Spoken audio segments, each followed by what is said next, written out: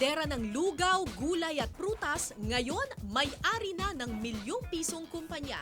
Alamin natin ang sikreto sa likod ng tagumpay ni Conchita Che Toribio de los Reyes dito sa Powerhouse. 2008 nang mabili ni Che ang bahay na ito sa Cavite. Ito raw ang kauna-unahan niyang naipundar mula nang makaahon siya sa kahirapan.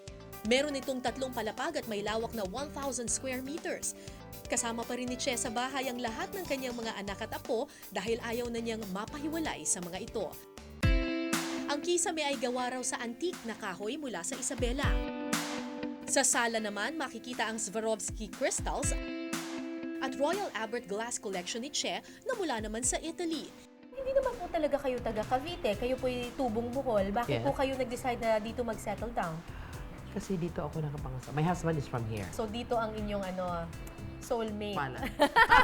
Dito ang inyong palad at puso. Dito ang aking destinasyon. O parang ang dami po atang dining table. Meron Yeah. meron dito, tapos may mga sala set din dito. Bakit po? Kasi, Ganun ba karami yung pamilya? kasi ito yung bahay na kung 24 hours tayo, ito yung bahay na siguro mga more than 12 hours laging may visit ng pumunta. Talaga? Yeah, it's a blessing. Ilang taong nakatira dito?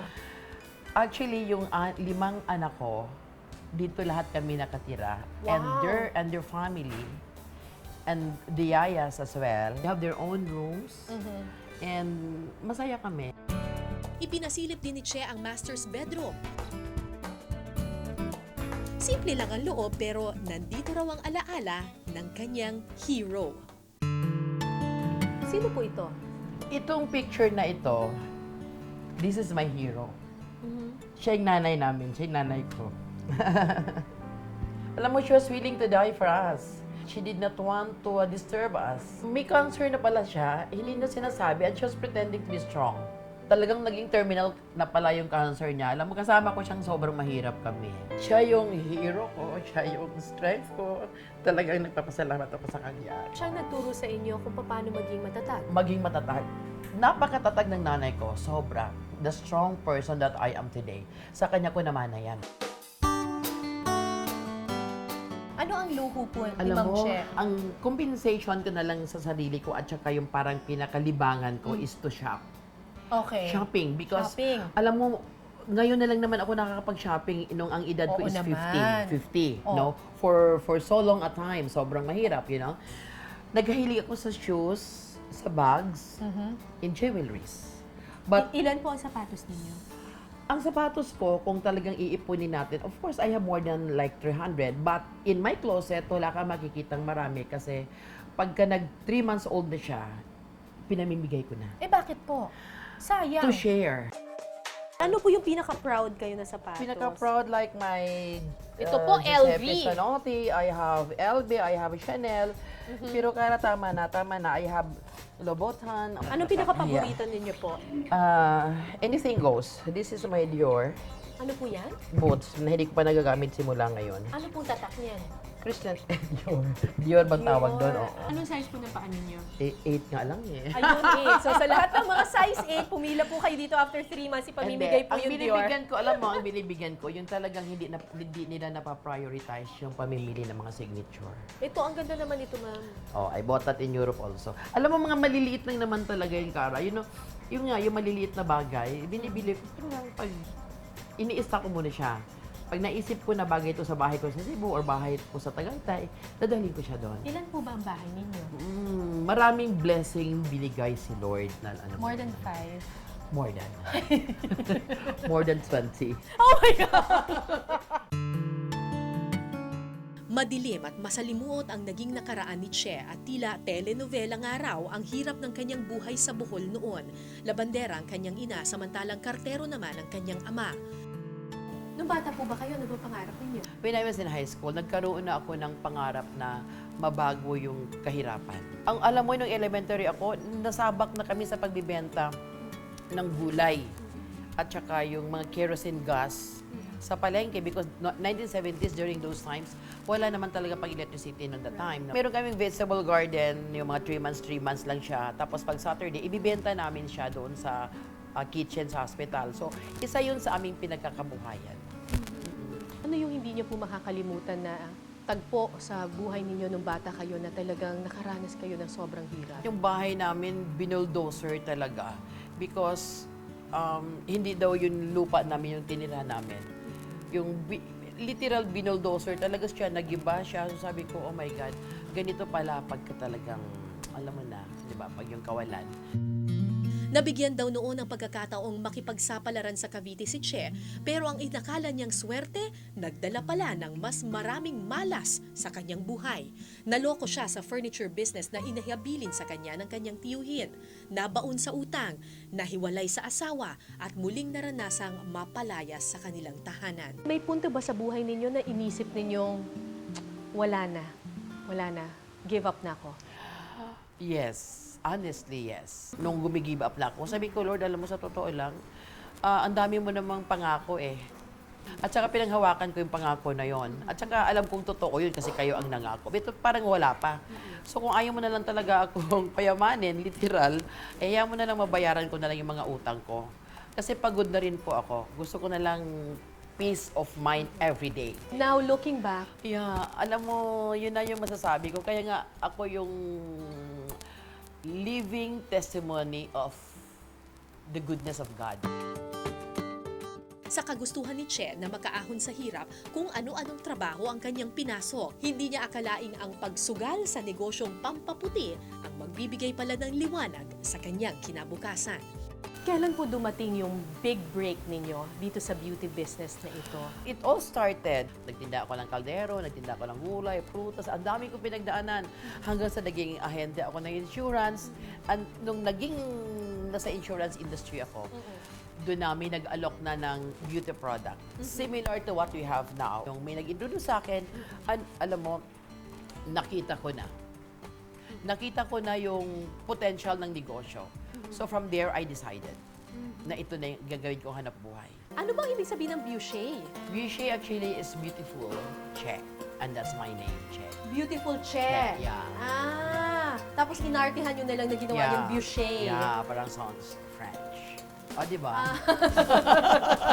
Kilala rin po ang Buchet dahil ako po, kaya po ako naging familiar dun sa Buchet dahil nakikita ko po sa mga billboard. Yeah. Tapos kayo po ata yung Yes. yung model. Usually po, yung may-ari ng kumpanya, hindi po siya yung model. Naghahanap sila ng artistang modelo. Yeah. When we started like 10 years ago, na kailangan talagang merong magre-representa doon kasi sa beauty product. Oo. So, number one, that time, of course, wala tayong pang bayad kung sino man yung magmo-model. Secondly, yung kukunin kong model, hindi naman siya talaga ginanda ng product ko. So, ako na yung ginanda ng product ko. So, walang nami-mislead, no? So, totoo yung ako na binagon ang skin ko because of the product. So, and thirdly, ayaw na ng mga distributors, mga dealers natin, ayaw na nilang mabago yung mukha hanggat maaari kasi andun yung mukha, yun yung bless. Amen. But did you ever consider yourself as beautiful when you were growing up? Or Honestly, no, because hindi naman yung focus eh. Alam mo naman pagka yung anak ka lang ng mahirap lang kayo. So, yung buhay mo sa araw-araw was yung kahirapan talaga. Hindi mo na alam lahat. hindi kayo vain? Hindi ako vain, yeah. Kasi even until now, hindi mo ako makikita yung nagme-makeup or what. Just Buchet on my face. Eh, pero hindi naman po kayo dermatologist. Paano po kayo magiging expert in beauty kung Yeah. hindi naman po kayo dermatologist? I'm sure sinasabi po ito sa inyo ng maraming tao. Yeah. Para sa akin, hindi naman talaga kailangan, hindi hadlang na hindi ako pharmacist, chemist, or dermatologist, no? Because I can always hire. But, kaya nga sabi ko, biyaya talaga. Destinasyon. So, at saka yung wisdom, ito na yung nakita kong potential na negosyo. Nagsimula lamang sa 20,000 pesos na puhunan ng negosyong sabong pampaputi ni Che. Ngayon, may 500 branches na ito at nagdi-distribute na rin ng kanilang produkto sa ibang bansa tulad ng US, Canada, Hong Kong, Australia, Japan, UAE, Europe at Taiwan. Dapat yung kotse yung nakikita ko dito nalulula ako. Parang showroom po eh. Meron pang wala dito, Kara, actually. 4, 5, 6. Meron pang 2 BMW. Meron pang 3 BMW na wala dito. It's outside.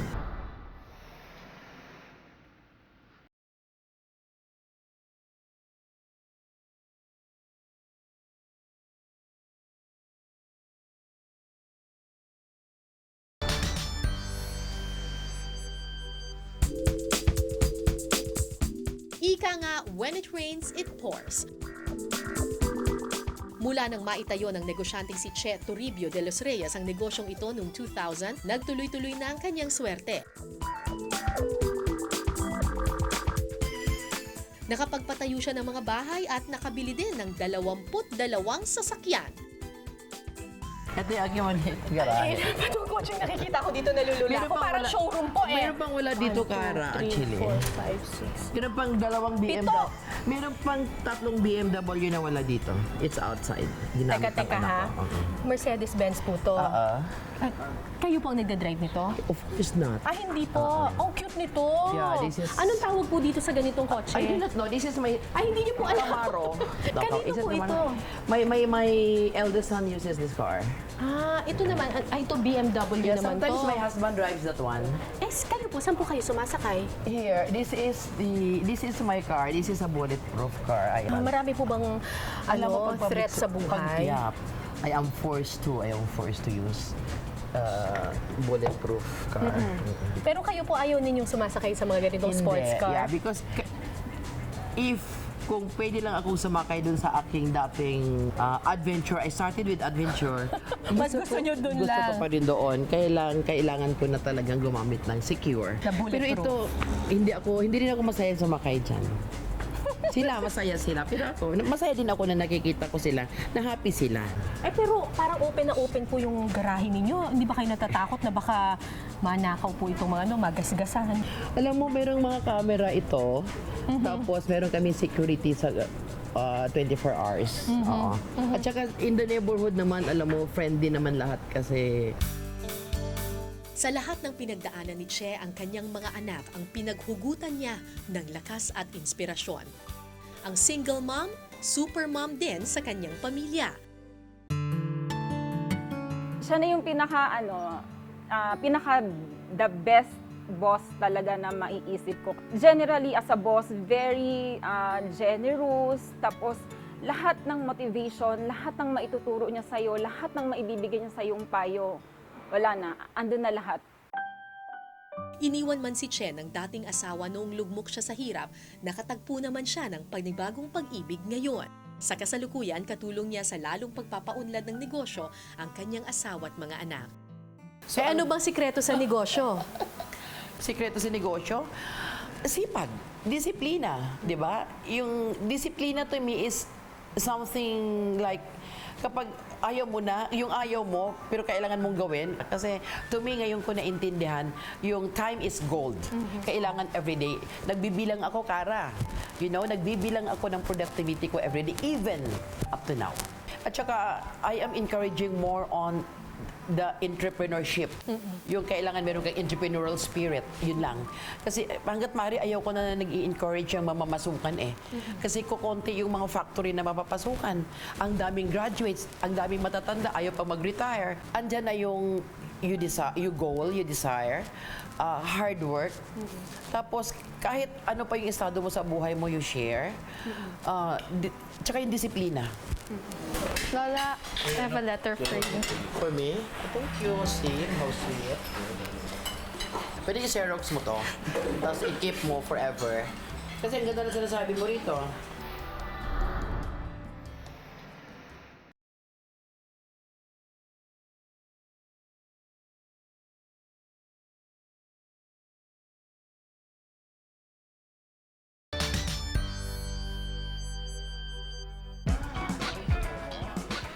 Kahit gaano kaabala sa negosyo, hindi raw pwedeng hindi makipag-bonding itong si Che sa kanyang mga apo, ang tinatawag niyang ultimate stress reliever.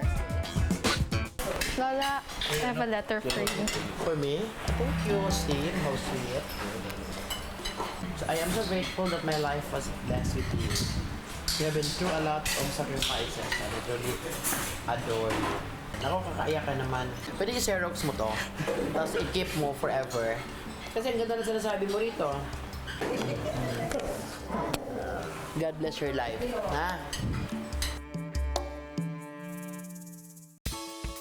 Ilang beses mang nabigo sa buhay, hindi natinag ang tatag ni Che sa mga pagsubok na kanyang kinaharap.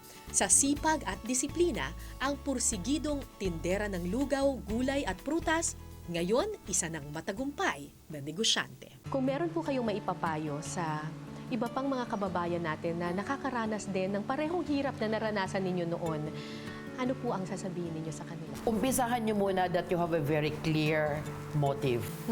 Para sa akin, kailangan mo, kasi yung malinis na puso, malinis na intensyon, just be very transparent, of course, to God.